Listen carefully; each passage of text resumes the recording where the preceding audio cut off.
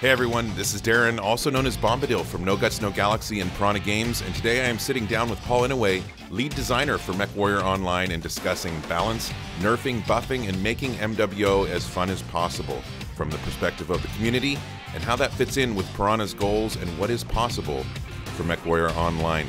So let's jump right in with episode number 164. Sit back, relax, and enjoy. And now for something completely different. 4, 3, 2, 1. Hi. Welcome to the future. Remember, no guts, no galaxy. All right, we are here with Paul Inouye, lead designer. What does lead designer mean? Do you mold the lead? Lead designer. That jokes. I know, I'm sorry. At Piranha Games and for MechWarrior Online. But you know what? You do a lot of other stuff. I mean, I feel like I could call you an audio engineer. You've done some Warhorn samples. I don't know if they actually made it in or if it was just you inspired some Warhorns. The blue Warhorn is mine. Yes, there we go. So audio engineer, maybe lore master. You do a lot of the lore kind of filler stuff, the fun stuff, right? Can we say that? Some filler stuff. I also write those gimpy little messages like the encrypted letters and all that stuff. Where everybody's trying to measure the font size to guess what is under the... I love how everybody does that. And speaking of, the last one was about the Blood Asp. And I can also say you are a fan of the Blood Asp, right? More than a fan, because like I kept saying to everybody, is that mech is the only one that will make me switch from Inner Sphere to Clan. Now, we all know, I assume anyway, that your favorite Inner Sphere mech is the Catapult. But K2. Yep, the K2. But you would happily jump into a Blood Asp, even though it's Clan. Can you? I will sell off my entire K2 lineup for a Blood Asp. But you salvage it though, right? You're not gonna switch over and be a Clanner. You're just an Inner Sphere pilot that salvages a Blood Asp. Screw the Freeborn. I am going pure test tube. All right, there you go. What Paul will do for the Blood Asp, that is coming out in a few months. A lot of people excited about that. It's gonna be a cool mech. Now, we don't have a lot of time with you today. You are extremely busy. In fact, this whole week, this was like literally the only moment in time that you had to be able to sit down. You got a lot of meetings and stuff on your plate today, so we're not going to keep you too long. But you know, we have told a few people what the point of this podcast is and what we're here for. A couple weeks ago, I don't know, there was the interview with RJ Bass and Chris Lowry, which stirred up some controversy maybe or discussion. And that led to, or I don't know if it led to it, but anyway, we had the Danes video that came out. And then there was something similar on the First Circuit podcast. And then there's just yesterday, the community-driven balance update from Terragato, Bearclaw, and crew was dropped on the forums and Reddit. Is that what you're here to address a little bit? Some of the balance and the what are they calling it? The funning or whatever. The unfunning of MWO. But we're here to fun it, so to refund it, whatever, to make it more fun. Is that what you're here to address, all those things? Yes, but I wouldn't phrase it like that because the wrong word may slip out. And you know I am a master at that. We know that for sure. So, yeah, anyway, what do you have to say? Well, first of all, welcome. Thank you for spending this time here, Paul. I totally appreciate it. This is, you know, in the middle of the week and during weekdays and got a lot of stuff going on, so we appreciate you being here. So what is your reaction to some of this community info that's coming at us? Well, you know, there's just a matter of perception out there that we're not listening to you guys, and when you guys do things and you post it in a certain area, we're not listening. Right. Mm-hmm. One thing I do want to say is that, yes, if you do a lot of work on something, just like this whole Dane video or just like Targato's balance sheets, mm-hmm. It is read. Right. Now, again, I've said this before and I've said it numerous times before, is that just because we read something and don't respond to it, it does not mean we're not listening. It just means we do not have the capacity to have a huge discussion on this kind of stuff, because that would just eat up my entire day. Now, you mentioned some of the stuff I work on, and that's just very light-handed. Oh, yeah, of course. Direction of what I do, right? Yeah, I was just having fun. But I am also heading up all the development of Solaris. I'm trying to organize with people how to get these mechs divisioned into proper categories. constantly talking with the other developers, the programmers, the artists, is like what has to be done for the Solaris feature, right? Just trying to make it roll out smoothly. And on top of that, I'm also a manager. So I have to deal with staff and I have to deal with their performance reviews, which are coming up right now. So you're saying Right. that you cannot spend every day, all day in front of Reddit or the forums. No, and honestly, leading up to this podcast, you showed me your schedule this week, and I can say it's absolutely jam-packed. I don't even know how you made time for this podcast today. Yeah, but like I'm not trying to sit there going, oh, look at poor Paul. He's got so much stuff to do. Right. No, of course. All It's I'm your saying job. is that your stuff is being read. It is being absorbed. We are looking into stuff. Every time I do see a big write-up, I kind of feel guilty not being able to respond to it. But I do appreciate the amount of effort that goes into a big write-up. Like Naveed, for example, loves doing these huge posts and sending me to them. And I read every single one of them. But unfortunately, I just don't have the time to reply to them and just have this open discussion with them about it. Right? Because if I find a flaw in it, I can't sit there going, hey, Naveed, this is great, but look, here's a problem. Yeah. Right. And then it's a back and forth communication that has Right. to happen. And I can't do that. Yeah. Right. But the So thing of is, course, we're talking about community member Naveed A1, just for those yes. who are... Yep. And who's a great guy. Like he's constantly sending me back channel messages on Absolutely. the forums. Right. When you PM me, like I said this before, I get a copy of every PM sent to me in my email. So Yeah. it's not like I don't read them.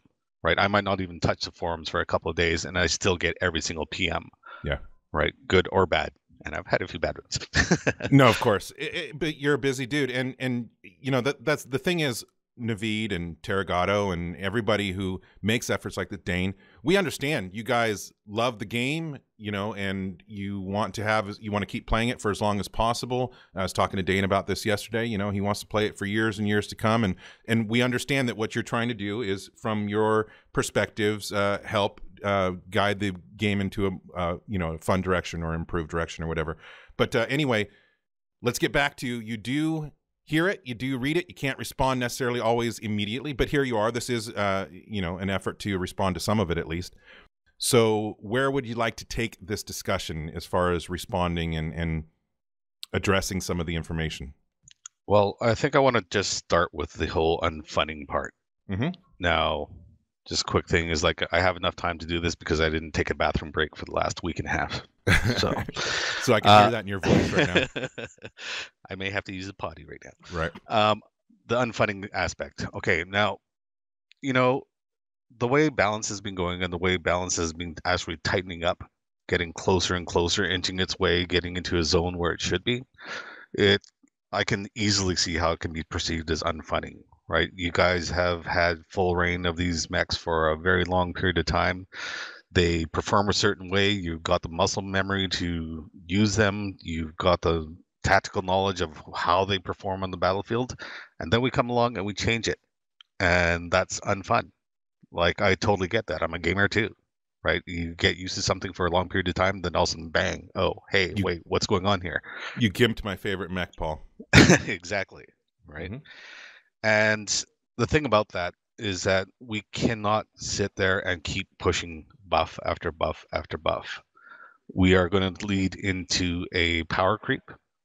With that power creep, we're just basically, like, for example, I've seen comments out there that say you take these top outlying mechs and you pull everything up to meet them, right? That goes contradictory to one of the biggest things that we're trying to do, and that's to increase time to kill. Right? Now, doing that requires things like nerfing. And nerfing isn't necessarily a bad thing if you're trying to keep damage numbers realistic and kind of pull them in, right? And keep them in a certain range. And when we're doing that, and if we start buffing upward, those numbers are just going to climb and climb and climb and climb. You can balance upward. You can try pulling all these mechs up towards the top tier mechs. But along with that, you better expect a huge buff to things like armor and structure. Right? Yeah. And that's just basically negating all that upward balance, right? And it's squeezing the balance into this very narrow band at the very, very top.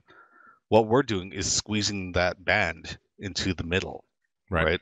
That's why you're seeing the top performing mechs getting hit a bit, so it's pulling them down into this middle zone. Yeah, I mean, I Right. think the most important thing in there is that our goal is to increase the time to kill. And so there might be people out there that are thinking they want to decrease it, and so therefore increase the damage that weapons do or the efficiency of weapons or whatever. But it is PGI's goal to increase the time to kill. So therefore, if we were to balance everything up, like you said, we'd have to match that with armor and structure and whatever else to make the mechs viable and balanced. Yep. Yeah. So you don't want to have, obviously, an extreme where two Atlases are taking 60 minutes to kill each other, but you also don't want to basically have one-shot headshots, right? So it's Exactly. somewhere in between there. And typically, I think we're going to find disagreement out there. There's going to be people, different opinions. But my feeling as, being a Battletech and MechWarrior fan since 1984, yes, I'm going to throw that out there, is that mech battles take a little bit of time. And whether it's coming from the lore or novels or previous mech games or whatever, it's just, this isn't Call of Duty or whatever else where it's one shot, one kill or whatever. And mechs have a bunch of armor to peel off and internal structure. And anyway, that's opinion. Different people are going to have different opinions as far as time to kill. But the important thing here is that our goal is to increase the time to kill. And that's where certain changes are coming from, right? Yeah. And it's interesting that you brought up the whole Call of Duty thing, right? Like Call of Duty did a major swing in this industry where they want people to feel like a hero. Right. Right. And that's why you do have people who just wander off on their own, sitting there going, I am going to carry my team.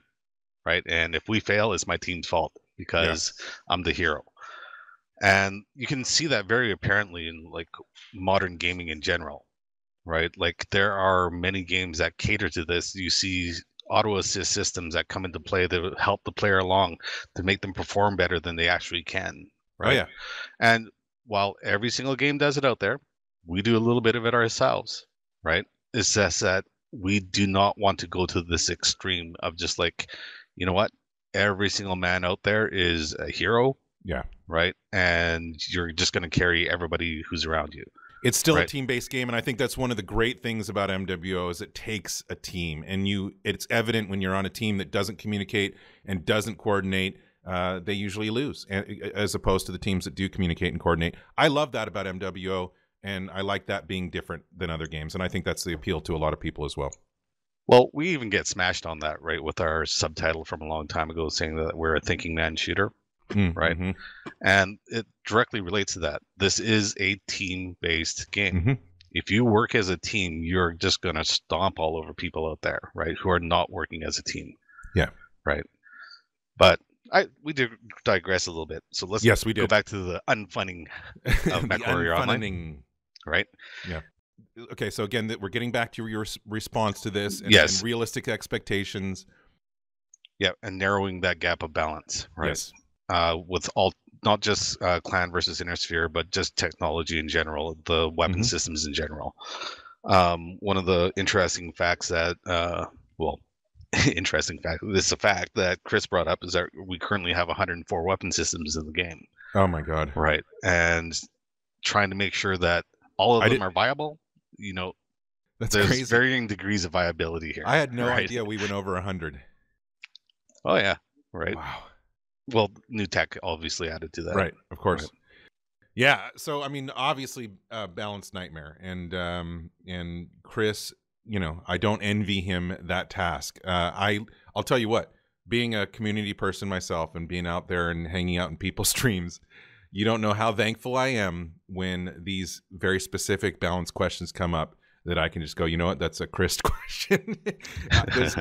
Don't ask me, and that's hard. I sit through some of these discussions just so I can attempt to wrap my head around what's being said as far as balance or whatever. And it is really a tough job, and it's one that's a thankless job. I think you get a lot of grief, and the appreciation for what you're doing is potentially far and few between.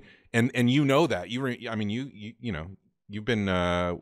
Can I call you a punching bag before in your career? And so can we say anything about Chris here? No.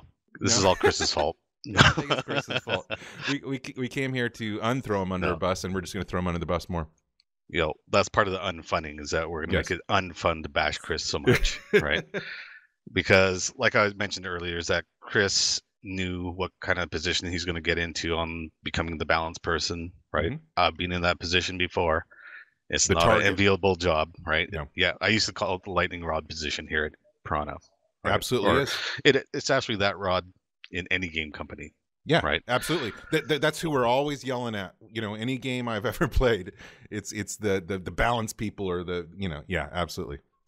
Yeah, but the thing is, like, Chris is always out there listening. He's always out there watching streams. He's always out there looking at Reddit. He's looking at the forums. He's Plays the talking game constantly. Yes, he's talking to other people. Yep. And the thing is that Chris brings this very valuable commodity to Piranha Games. I almost said EA. Wow, Paul, that's like a throwback. That's like 12 how, years ago. How many years ago? Yeah, 12. 12, yeah. Cool. He's a great commodity to PGI. And hopefully not EA. And the thing is that we have a person who's capable of doing nothing but focusing on balance, right? And that is something I cannot personally do, right? It's not something that I can do where I'm just constantly playing the game. I do play on 2 different accounts, but my 2 different accounts' total gameplay is not going to match what Chris does. No, of course not. Right.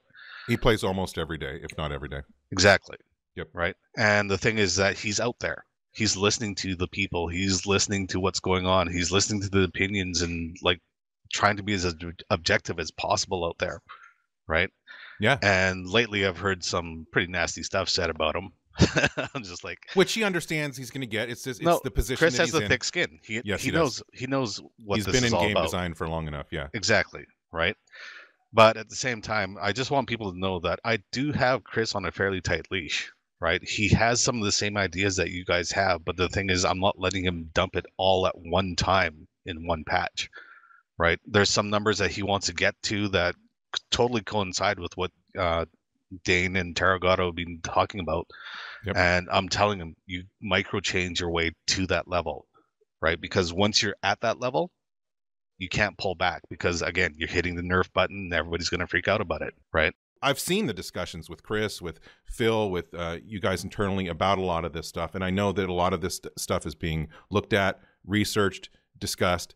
It's just that I feel like a lot of times the community wants, and I understand why, a lot of changes very quickly, right? Because they've been playing the game for a bunch of years or whatever, and they might be feeling a little boredom, and they think that quick changes will make the game fresh and different or whatever. But again, our goal, or your goal, PGI, people that are working on MWO, it's not to make a bad game or make bad decisions or anything like that. We all love our jobs. We want our jobs to last for as long as they can.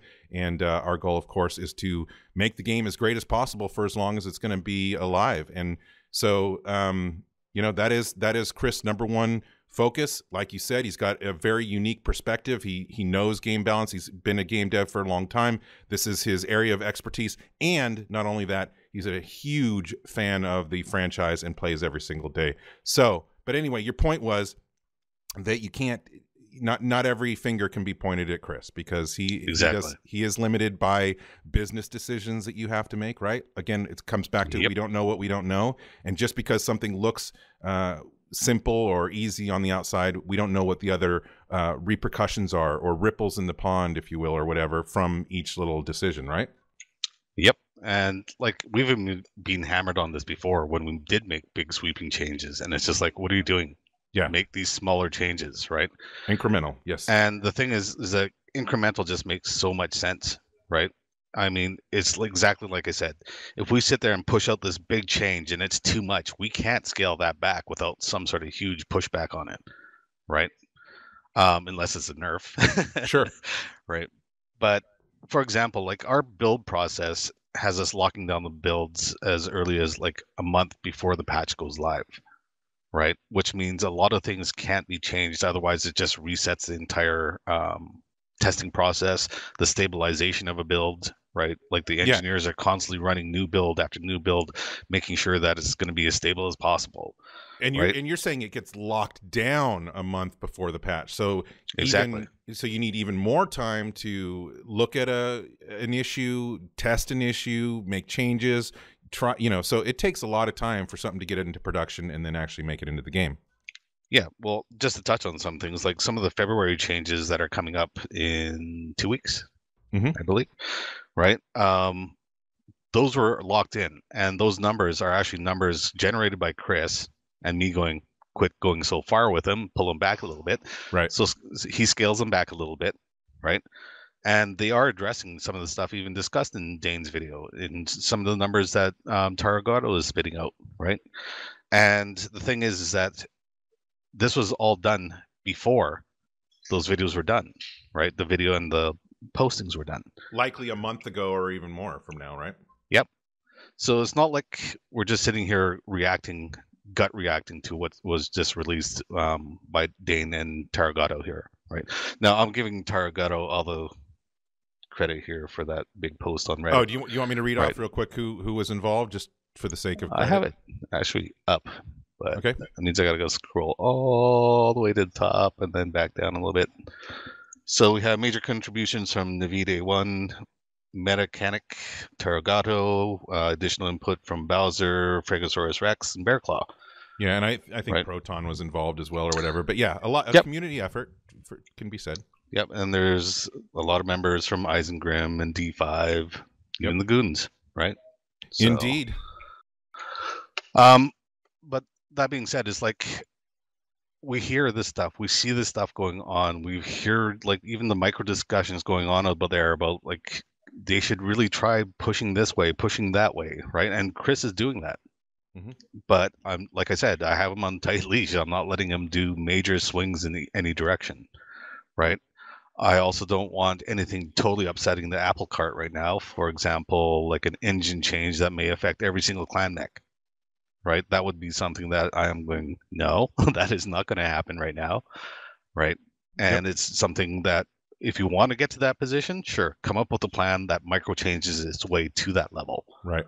Right. As far as community goes, and I think for most part, any level-headed community member will admit that even any given subject, you drop it into a chat with the community and you're going to have everybody arguing with each other about it. That's not a bad thing. It's a passionate community.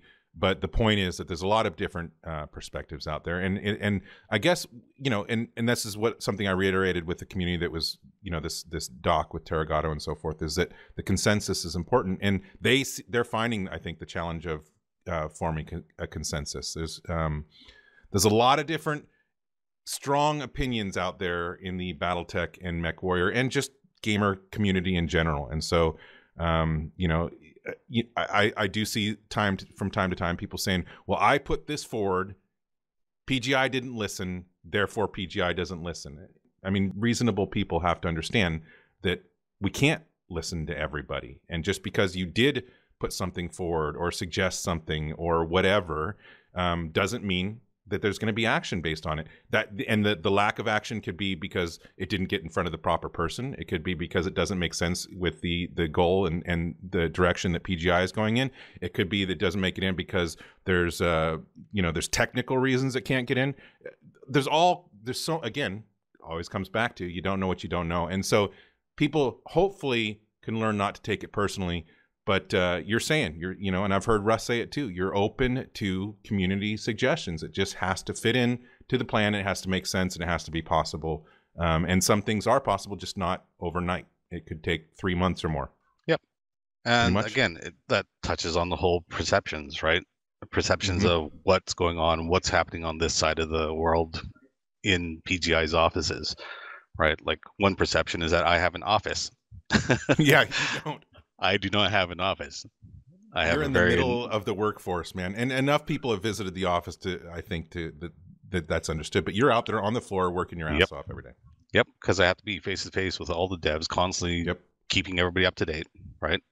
I have the annoying that lovely distraction next to you. Yeah, just on and on. Anyways, basically it's like perceptions can lead people to, I don't know, kind of bias the way they think we operate, right? Certainly. Like I'm just going to pull this example out. I had somebody message me on the forums telling me that they had been losing 70% of their games. The matchmaker's busted. There's some sort of algorithm in the background that says, okay, you're going to win this next match. Right. And it's like, unless we have an algorithm that can determine player reaction times and stuff like this, Exactly. we're not going to be able to do that. Are you taking over our brains and making us play a certain way? So, but then Yeah. when the reality is, you look at But their look, metrics, I looked right? exactly right. He was saying a 70% loss, and I'm like, that's kind of crazy, right? So I looked up his past 250 games. So I just wanted to make sure I'm not looking at the wrong data set. And he was at a 51% win and 49% loss for those 250 matches, right? Which is so standard within the similar types of games. But perception is a big thing, like and I've been sitting in on all these podcasts and community gatherings and meetings and so forth. And look, guys, there's a ton of misconceptions, misunderstandings, misinformation out there. That's what I'm looking for. Misinformation. There's a ton of it, because what people do is, any given subject, they have feelings, within them, how they feel about it. But then they speak it as reality without knowing better. It's just what they think is happening or whatever, or how they think people are reacting, or how they think people feel about things. And the truth oftentimes is very different. Of course, they don't have the insight. They're not in the office. They don't have the open lines of communication or whatever to know any better. But misinformation is dangerous. And unfortunately, it's going to happen. There's no stopping it or whatever. But again, I think more level-headed people understand that there is that gap, or that armchair developers can sometimes be I'm not trying to be rude. I love everybody in this community. People have heard me say it a million times. It is an amazing community. And as far as game communities go out there, we have a stellar community. I love our community. And I do love even this fact that we're talking about. Again, it comes down to they're passionate. They love the franchise. But I think it's important to clear up, any misinformation that we can when we can. But it's always going to be there. It's always going to happen. And perception is a big thing. See, and that comes full circle to that previous thing we talked about, where I don't have the time to constantly feedback on suggested ideas and changes, right? Of course. Because it's a matter of this whole transparency thing. Now, Russ and Brian and whoever else, they're all gung-ho. It's like, let them know as soon as you can, right? It is like, as a player, I could see sitting there going, yeah, I want to know as far as you can. Tell me what you're doing. Tell me what you're planning, right? Yeah. If for no other reason, just because they love it, they're excited, and they yeah. But the thing is, this comes up to perceptions and leading to biased information, right? Yep. And like a lot of times it leads to misinformation, right? Yep. And people who know me after reading the crap I spit out throughout the years, I hold things very close to the chest, right? Yeah, I will only talk about things that I know that are currently in developers' hands and they're about to finish up and wrap up on it, and it's about to enter testing. Yeah, that's when I will start spitting out information. Reason is, sorry. No, it's totally my fault. I'm being extremely rude, interrupting you. But yeah, but I know. But you are. I can attest. You're the opposite of Russ. Yes. When I talk with Russ, he's ready to share everything. When I talk with you, you are the opposite, man. You're like a fortress, and just getting you on a podcast like this is amazing. I understand you're keeping it close to chest. It's development cycle, and for all the reasons you had to do it. I am very sorry for interrupting you. Continue. No. But I just want to say is, like, I'm not against being transparent, right? What I am against is being too transparent too soon. Because what that leads to is information being out there for a long time and there's no actual development being done on it. People start picturing what they expect that feature to be. Just right? Enough information to be dangerous, right? Isn't exactly. What they say? Yes. Right. And if we start releasing information from that point on, saying, okay, here's a little bit of information, and it disagrees with what you had going on through your mind, right? All of a sudden it's like, PGI lied to us. Yeah. Right. That's not what it's supposed to be. It's supposed to be like this. We didn't lie to you. We just might have spoken too soon, and things change. No, not only that. It's just like, we just said that this is coming. We didn't give you the details. Right. Right. But then you filled in the details, and now that we fill in the details and they don't match. Yeah. Right. Sometimes it comes back as like PGI lied, but sometimes it's like, well, that's totally wrong. It should be like this. Right. And that's just because we released information way, way too early. Yeah. Right. And it increases player perception, right? Yeah. And there's reasons why it doesn't matter if it's a video game or a movie or a book or anything. There's reasons why things are released the way they are, and why you have marketing teams and PR teams and business teams, whatever, all planning on release schedules. There's a reason why that kind of stuff is done. So it's kind of like The Division, for example, right? The Division, when I first saw the trailers, I was like, wow, that's going to be awesome. And just the way it plays out, like I built up this huge thing in my mind. Expectations, right? Yes. But the thing is, I'm a lazy gamer, so I don't buy on day one, right? Sure. And in that case, I was actually lucky because I started seeing the reviews and how people are playing through it and watching the playthroughs themselves. And there's like my expectation and what they actually released, right, were two totally different things. See, right. Kudos to you for being patient, because I wasn't. And so I played through all that, and I know exactly what you're talking about. Yes. But at the same time, it's like that's exactly what happens when you release information way, way too soon. Yeah. Right. Players will sit there going, okay, I'm excited about this, right? I can picture it doing this, picture it doing that. I can see this kind of working, right? Then all of a sudden it doesn't match, and all of a sudden I'm sitting there going, you know what? Those guys failed. Right. Right. I don't think The Division's a bad game. I think a lot of people still like playing it. Sure. Right. It's just that it doesn't meet and what I was expecting. Yes. Yeah. Right. So. Yeah. I mean, so yeah. Obviously, perception and bias and gaps in understanding, misinformation, or whatever. A lot of these can have effect on the player, the population, and how they're feeling or whatever. I think what is it you want to get across to the community as far as perceptions and bias and stuff, so forth? What if you're going to sum it up? Well, I've read a few comments about like, well, Chris doesn't know what he's doing with the numbers that he's getting and all that kind of stuff. Actually, Chris does know what he's doing with the numbers that he's getting, and the numbers are pretty black and white. Now, those are numbers that we are not going to release as an entity, right? I mean, it would just your prerogative. It's just mind-blowing what it is, right? Yeah. But at the same time, it's like these numbers do help support some of the stuff you guys do bring up, right? And that's why Chris is pushing on those numbers and saying, hey, we can try doing this. We can try doing that, right? There's some laser changes coming out. There's some autocannon changes coming out. And this all based on things like looking at the metrics, seeing what you guys have said, checking with the metrics again. Hey, guess what? You're right. Yeah. Right. I mean, in particular with Dane's video, I heard a lot of, if not agreement with things that were saying, that were being said, which there was agreement certainly for some of the things. There was also understanding. And so, but seeing some of that actually making its way into the game, like you said, is going to take time, but we might see some as early as February, which obviously, as we said, because of the production timeline, was being worked on well before Dane's video or Chris's interview with RJ or whatever. In other words, a lot of this stuff is in line with what Chris is looking at, what you're looking at, Paul. It just takes time. Yep. And even then, right? Okay, we are going to address some things, right? But I really want to drive this point home. And I'm not trying to be like condescending or anything here, but we are not going to sit here, look at Dane's video and say, you know what? Let's put everything in there. That's not going to happen, right? And it's not because we just sitting there digging our heels in saying it's not going to happen. It's because some of the stuff that was said there was wrong, right? Sure. From the direction of what we want to take MechWarrior Online, right? However, there were a lot of golden nuggets in there too.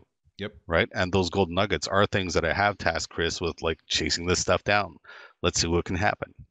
One of the big things that I took away from Dane's video was just the feeling of what they were talking about, the brawling being laser vomit, being like just in your face, autocannon, missile vomit, that kind of stuff, right? Right. And the one thing that was a good counteract to that kind of brawling mechanic of just a death ball was the jump sniping capability, like pop-tarting, right? And yes, we nerfed the hell out of that capability, right? Now is the time we can say, you know what, let's take a look back at it, right? Now, I'm not going to bring the night gear from hell back, right? But at the same time, I am looking into things like, can we get the jump jets to be more satisfactory in terms of getting you that clearance you need quickly, be on target, hold your target, reduce the reticle shake, that kind of stuff. Right. Right. Small incremental changes. Exactly. Balance. Right. Yeah. Let's see if we can give the Pop-Tarters something without going too far with it. right? Because if we go too far, we're just going to bring back that nightmare of the whole Sure. pop-tarting meta Right that back to happened where for we started. Yeah. All right, so let's move out of perceptions and so forth and move into what are the current plans for balance and progress moving forward and so forth. We already touched on a little bit here with the potential for jump jet and some of the changes that are coming in February with lasers and autocannons.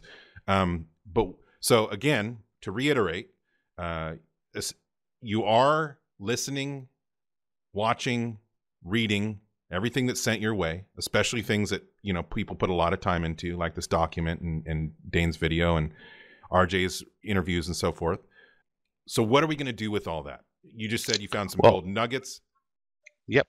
And before moving forward, just like to touch on one thing that I heard about was the effectiveness of the clan ultra cannons, or sorry, the clan autocannons, Yes. and the ultras and how they're comparable to each other, etc. Right. Now, the thing about the autocannons on the clan side is that they were actually only brought into the game because we cannot do the weapon ammo switching. That's part of the LBX lore. Right. Right. So we can't have the LBX2 be either the shotgun shot or the dead slug. And that was like an engine limitation or something, right? And that was the only reason why we can't, or sorry, that's the only reason why those clan autocannons are there in the first place. Right. So I'd like people to keep that in mind as to when it comes down to balancing and looking at trying to compare the ultras against the standards. Yeah. Right. That's not the comparison that really, that's the ammo switch from the okay.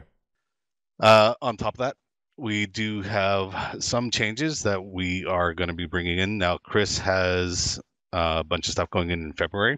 We have some March changes that are coming in, some of it taking into the feedback from Dane's video. Yep. Right. There's going to be autocannon changes. There's going to be a Gauss rifle change. There's some energy changes. Energy changes being all the laser systems, consumables. That's which is something that they brought up for sure. Yep. And I've been trying to defend consumables for long enough, and I told Chris, Phil, and I believe Darren was in that room and said, I am tired of trying to defend this stuff. Right. It's time to hit them. Yeah. Right. So the airstrike and the cool shots are going to get a bit of a hit. Okay. Yeah. And that's just in March. Right. Now, that's not all the stuff we're doing. We're going to put out these micro changes, see how it performs. If it has to be adjusted some more, we're going to do it. Right. And it's a matter of just being ready for expectation of payoff and what we're going to be capable of doing. Right. Now, there's been talk of major changes to the skill tree. Right. Now, this is a sensitive subject out there, I know. Are you saying that there's been talk within the community or talk within PGI? It's talk within the community. Okay. Right. And then us taking a look at that feedback and then trying to analyze it on our end. Right. Now, doing things like reducing the number of nodes and increasing the value of each node. Right. Even if we did that. Right. And I'm not saying we are doing it, but even if we did do that, it's not going to be an overnight magical bullet of like, oh my God, the game's so much better. No, of course not. And, but that being said, there are stuff we can do to the skill tree to make life a little bit easier for people, right? For things like quality of life, things such as copying, pasting trees. Right? Oh my God, that would be awesome. So that's stuff we can look into. That's stuff that's actually never left the table. It's just that it's just been low priority compared to like all this other stuff coming out, right? Yeah, of course. Now, when you said that you're not saying that we are going to make any modifications to the skill tree, can I also say that we're not saying that we won't, or are we not going that far? We won't at this time, right? It's something that is constantly being discussed, right? Like, Chris sees some value in it. I see not as much value in it. So it's something that's still being hashed out behind the scenes. Yes.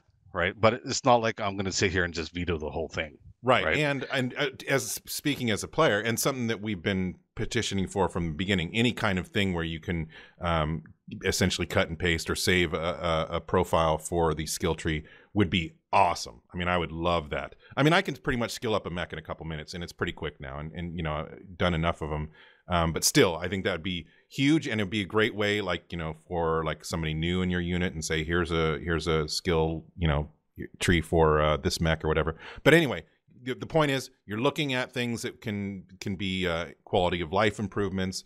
But again, all these changes, it's going to take time, and most of them aren't going to be like changing the entire dynamic of the game overnight or anything like that. Correct. Right. Yeah. And it comes down to like a lot of the things, like we're even hearing the comments being made about PSR and that kind of stuff, right? To me, PSR could be adjusted.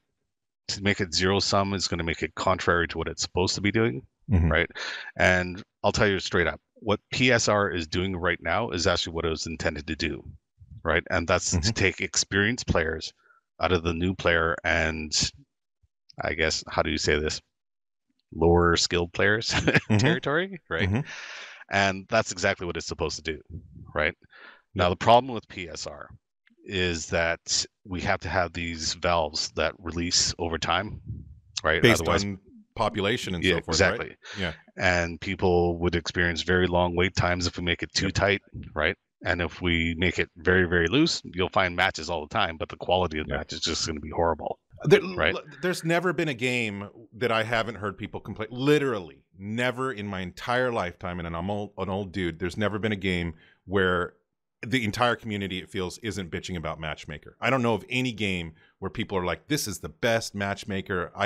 Everybody always bitches about it. I think PSR does a good job. They're talking about it. They brought it up in RJ's video or podcast yesterday. Basically, that there's people in tier 4 and 5 that have been there for a while, and then that there's a reason, and that's good. They're playing people of their skill level. No knock in that. I'm getting older. I could probably say at some point I'm going to be, I belong in tier 5. And then also some of these skilled players saying it took them 13 matches to get up to tier 3 from starting an alt account or whatever, because they're good players. So they moved up quickly. So I think it's not a perfect system, but it's working, and it's a good system. And the thing that I think a lot of people, this goes back to perception, is a lot of people see games that have, 500,000 people playing concurrently or whatever, and their matchmaking system is going to be different than ours, right? There's things that change based on player population and the different number of queues and buckets and all that stuff out there. So, yeah, I get what you're saying. Yeah. Another kind of misconception out there is that PSR is your ranking as your skill of a player. Right. And that's not what it is. Yeah. Right. That's what the leaderboards are for. That's what things like match score out of a match is supposed to be for. Right. Now, PSR right now is being kind of touted as like, I am a tier 1 player, which means I am the top tier, best kind of players out there. No, you're actually a top tier player who's been around for a very long time, playing a lot of matches, right? Yep. I mean, if you can get up to tier 1 really, really quickly, yeah, you're good. Really good. Right? Yeah. And there's no doubting that. But at the same time, is that we're not showing like how long it took you to get to tier 1. Yeah. Well, I'll use me as an example. I'm now tier 1. I haven't maxed out tier 1, but I've been playing this game for a freaking long time. I have an insane amount of matches under my belt, and yeah, I'm saying that I'm not as good as a lot of you out there. I'm about halfway through tier 1, but it's taken me a long time to get up there. I do wish I was back in tier 3, but the fact of the matter is, I think it moved me appropriately. It took me a long time to get to tier 1. And I'm not enjoying my matches now. I'm going up against some really incredibly talented players, but I have those talented players on my team as well. And so even though I'm not carrying matches, I can still have a great time, and I do have a great time. But yeah, I'm like I said, I'm only halfway through tier 1, and I've been playing forever. People are going to say, "Oh man, you suck so bad." Yeah, I do, but whatever. Well, there are, like, I've seen the notion of people saying, hey, increase the number of tiers, right? And what that does is, like, yes, it's going to make people climb to these higher levels, but it's going to do the exact same thing. Yeah. Right? And you're going to have this big clump of people at the top, right? And to get the games to kick off faster, we still have to have even a wider range of release valves. Right. And that's not going to lead to a better system. right? Like, don't get me wrong. I don't think PSR is perfect, Right. right? But it does the job. It's doing the job. Right. It has its faults, but we don't have a better system right now, right? I mean, if we had a better one, we'd be implementing it. And the thing about zero summing it, right, meaning people can move down in tiers, right, is a very dangerous thing, because you'll have people who hit a borderline. Like, you'll see people crossing tier 4 to tier 3, right? They don't like playing in tier 3 because tier 2 and 1 are playing against them, right? So they just tank their games until they drop down into tier 4 again, where they shouldn't be. Right. They should be in a higher competitive bracket, but instead they just keep forcing themselves down into this lower one. And hey, I play a few alts. I understand. I mean, I have a lot of, and I'm, sometimes I'm ashamed to say it, but I have a lot of fun playing in those tier 5 battles with some of my alts. But it's because we all love to stomp, right? When it comes down to it, even it's like you were saying, we all want to be a hero.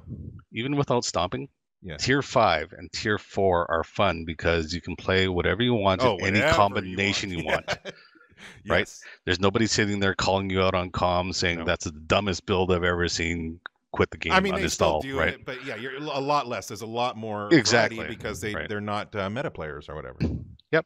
And this goes back in balance again, right? Yeah. People in the top tiers are saying that LRMs are absolutely useless, right? And watching the top tier players, yeah, sure. It is for them, yeah. Right? Okay, let's balance the LRMs so they're useful in top tier. What do you think is going to happen in tier 4 and 5?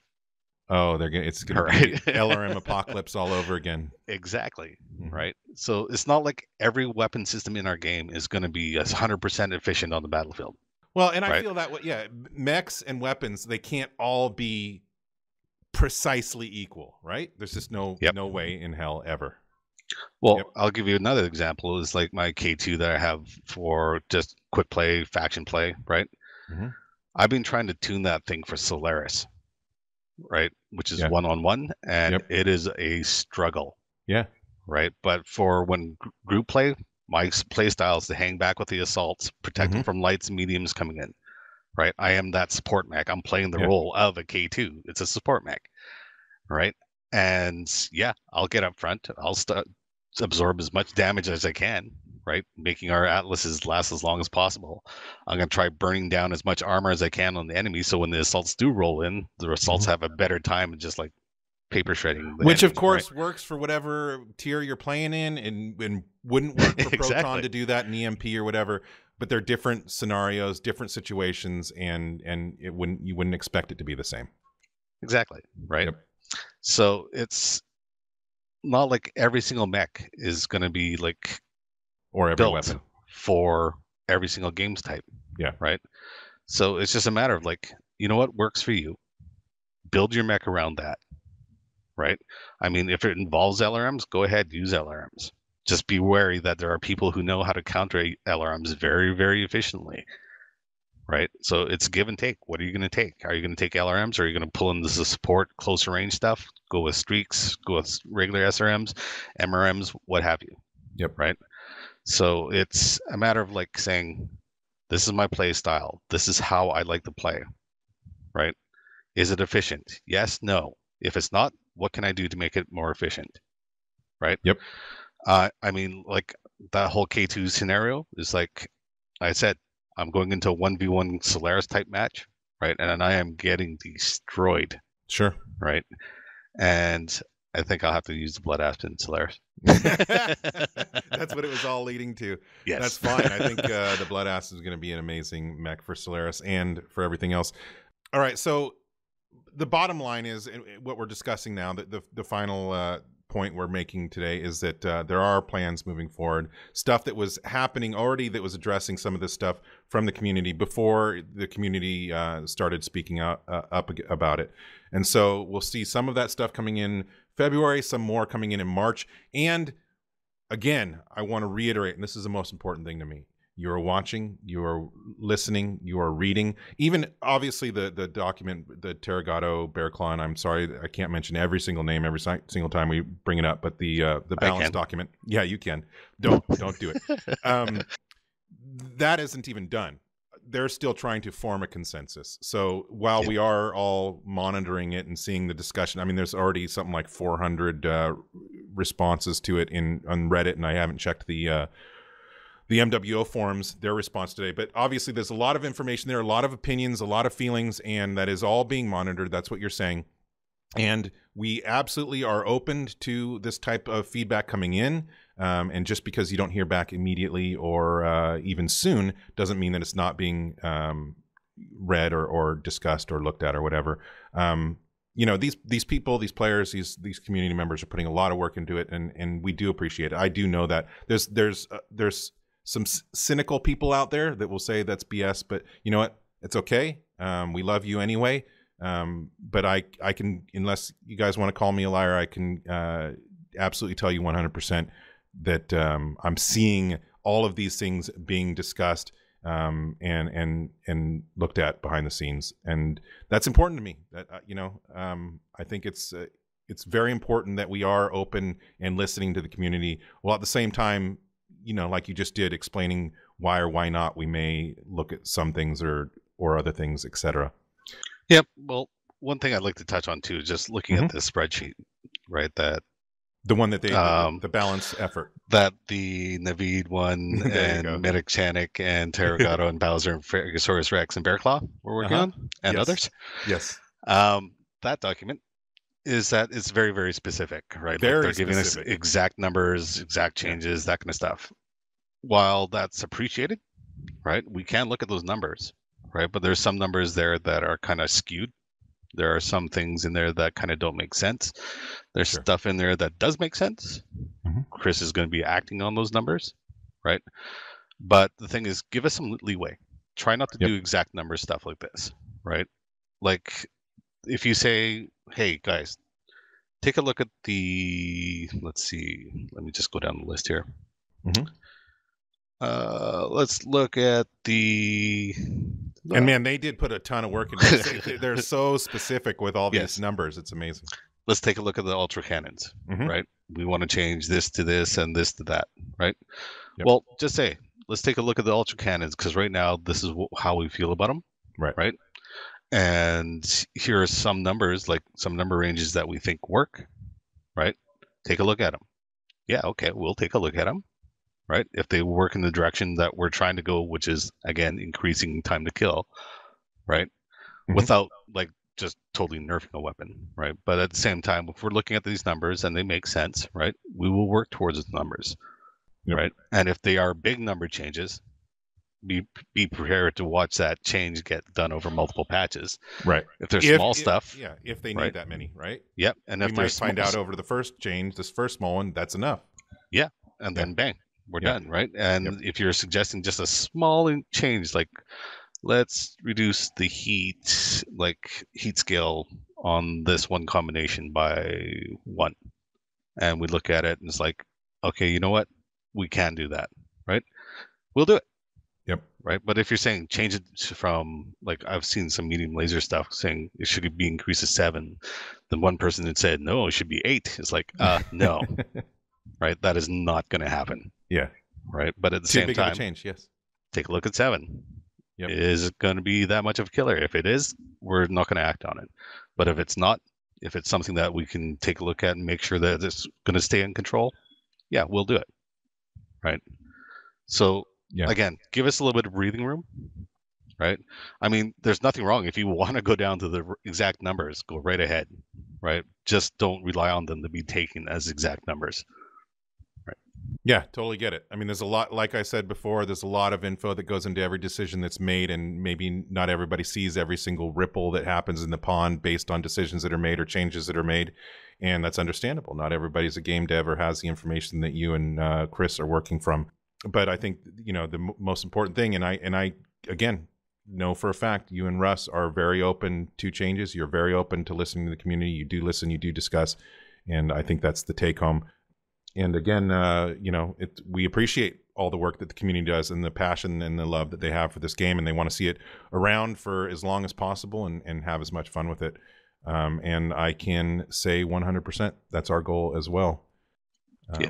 because we have to play it every day, right? And it's very hard to do this. Like even in the Reddit thread, I see people disagreeing with some points and agreeing with other points. And this is what the problem with designing by committees.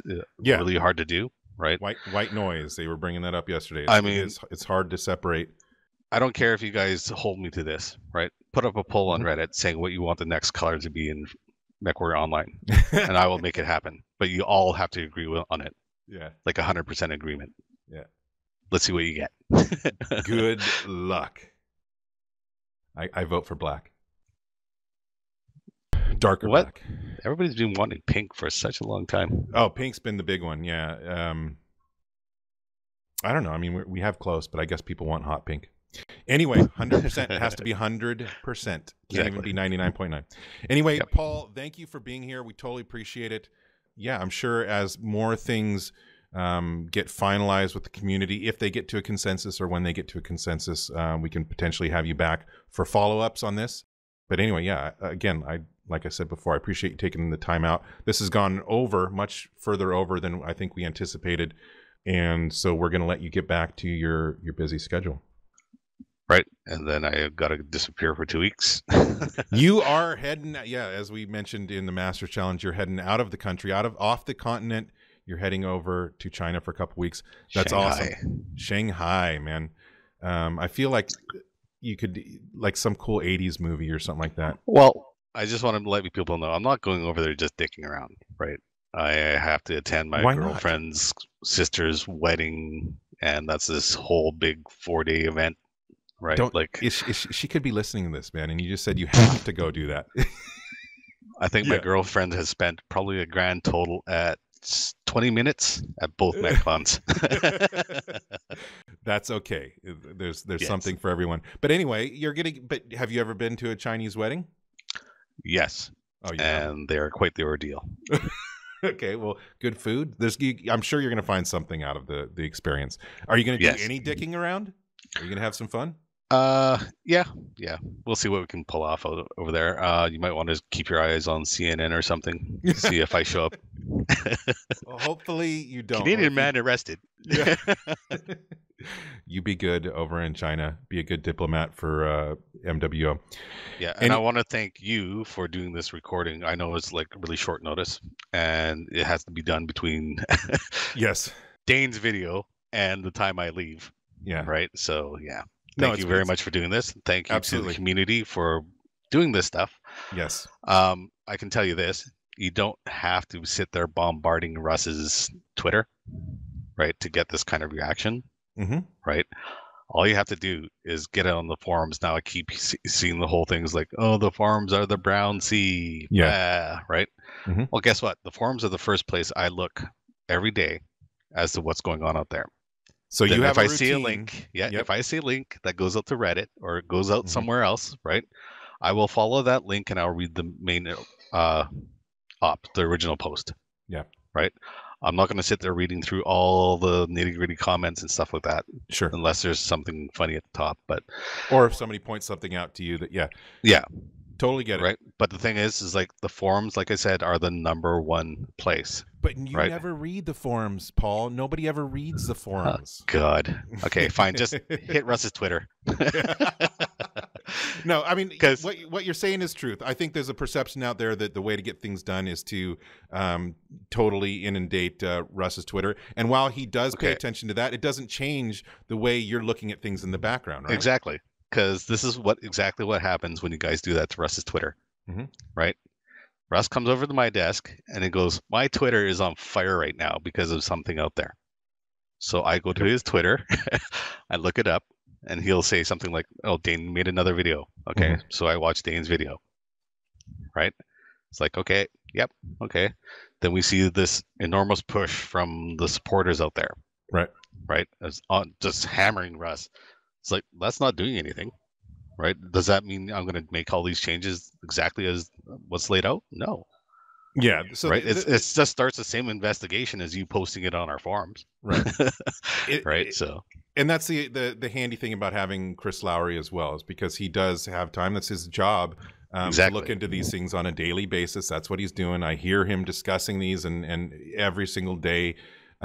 So Yeah, I hear what you're saying. I think it's nice of Russ to be to allow that and to have people messaging him and so forth. But as far as effectiveness, as long as you bring something up in, I'm not even going to say a respectful way, because it's not like bow down before the developers and present what you want. Just in a human way, be considerate. Yeah, if he was standing next to you and just, hey Russ, you should look at this. Yeah, right. There you go. There's right. what you have to do. But and at the same time, it's like there's that discussion going on right now that I saw on both our forums and on Reddit about PSR, right? Mm-hmm. And I saw somebody sit there going, "Yeah, let's all band up and just hammer Russ's Twitter account." It's like, why? But if the thing that they're going for is not going to happen, then it doesn't matter how much noise they make on Russ's Twitter. It's not going to happen. Yeah, right. It doesn't force our hand, but it just makes us go, okay, let's look at it. Yep. Okay, let's do our planning through it, right? Yeah. It's just the same thing. Like when I saw it on the forums, like I saw it on the forums before even anybody started mentioning Reddit. Yeah, and like you said, we were also already making some of these changes. Yeah. Previously. Yep. So there you have it. Paul does read the Brown Sea. That's his first go-to in the morning when he's drinking his first coffee. Yeah, right? Oh, man. Anyway, thank you again, Paul, for being here. Thank you, community. Like Paul said, I'm going to reiterate that. Thank you for all the work that you guys do. And please, be confident in the fact that the work that you put into these things is being looked at, even if you don't get immediate responses. Come up, call me a liar to my face, because I'm not lying. These people put a lot of time and effort and energy into the stuff that you present to them, even if they disagree, and oftentimes they agree. That's what I think would surprise most of you out there. There's a lot of agreement. Just, there's the realities of production time and schedules and resources and all that sometimes come into conflict with things that we even agree with you on and so forth. All right, Paul, get back to work. All right. And enjoy your vacation. Sorry, I keep going PSS. Okay, Oceanic players, you are getting a Sydney server. I can't give you an exact date, but it's happening a lot sooner than I expected. Awesome. Right? OVH, our basically data center partner, has opened up a new channel in Sydney, right? Which means that we can just basically flip a few switches, do a bunch of testing, right? Make sure that's stable, right? And then turn on Oceanic Sydney.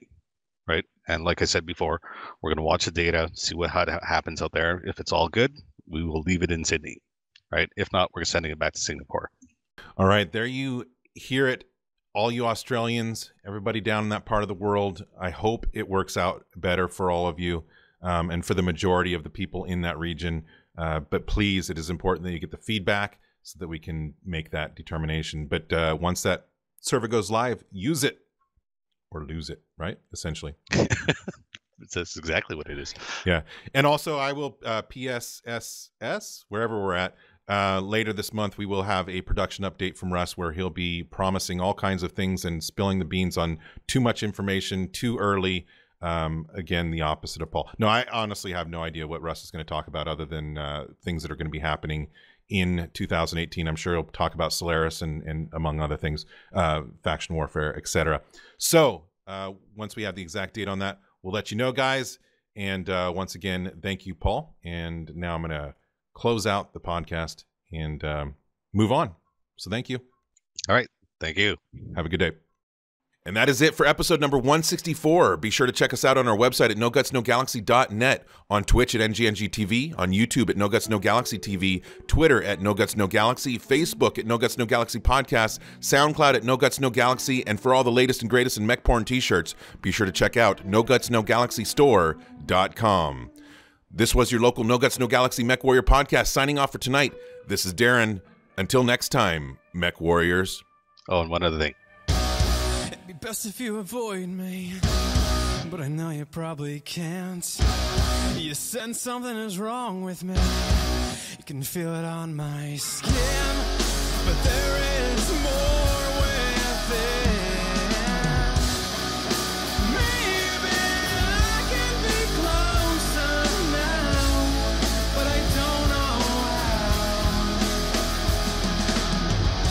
Please help me remove my metal skin, my metal skin, my metal skin.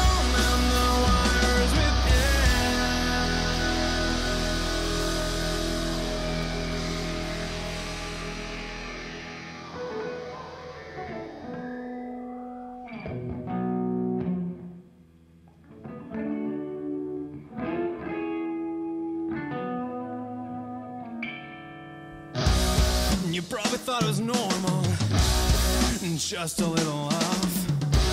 The truth is, at one time I was, but now I'm a robot. Forever